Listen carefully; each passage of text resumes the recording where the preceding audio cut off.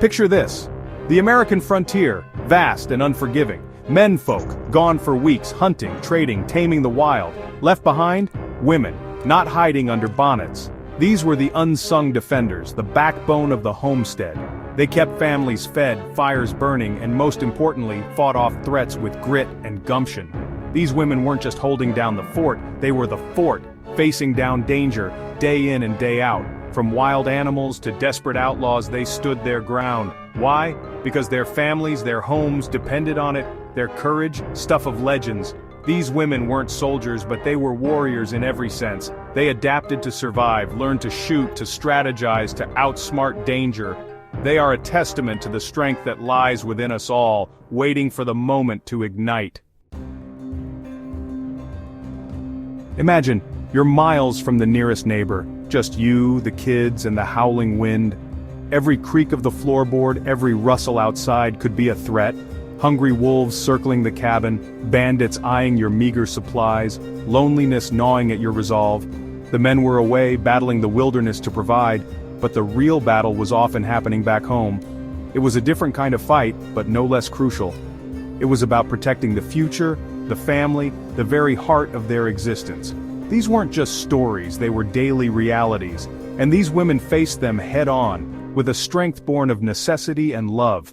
Their stories are not just history lessons, they're blueprints of courage, etched into the soul of America. Diaries and letters from this time tell harrowing tales of women like Nancy Ann Morgan, who stared down a band of armed men, rifle in hand, refusing to back down. They wanted her supplies, her livestock, but she knew her family's survival depended on her courage.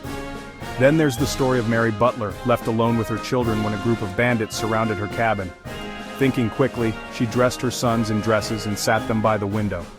The bandits, assuming it was just a woman and her daughters, underestimated her. She opened fire, driving them back and saving her family. These stories weren't isolated incidents, they were the norm. Women like Sarah Royce, traveling west with a young child, documented their struggles and triumphs in vivid detail. Their words paint a picture of resilience, of resourcefulness, of an unyielding spirit that refused to be broken. We celebrate the pioneers, the cowboys, the mountain men, but what about the women, the ones who kept the home fires burning, literally and figuratively? Their contributions weren't about conquering the land, but about nurturing life in the face of it.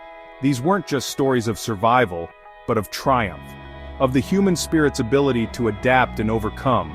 Their courage wasn't found on battlefields, but in the quiet determination of their daily lives.